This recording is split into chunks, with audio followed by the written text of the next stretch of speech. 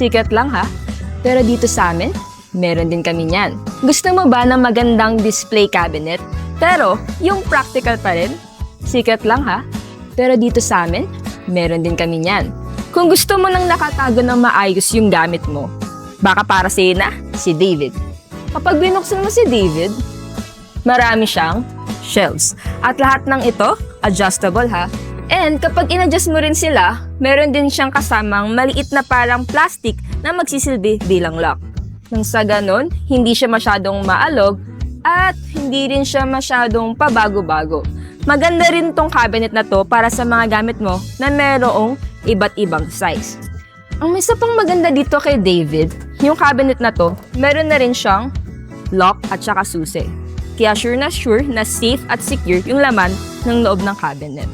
Kung gusto mo naman ng medyo kita yung laman ng cabinet o yung parang may pa-sneak peek vibe, baka magustuhan mo si Faith. Si Faith, bali yung pinto niya, swing cabinet din siya, and then, merong salamin. Adjustable yung shelves din niya at meron din siyang maliit na parang lock, plastic lock, nang sa ganon, hindi rin siya mauga kapag in-adjust mo. Kasya rin dito yung mga iba't ibang gamit mo dahil pwede mong baguhin yung pagkakalagay ng mga shelves. So, ano pang hinahanap mo? Nandito na yung mga display cabinet na gustong-gusto mo. Kaya dito ka na. Switch to steel na.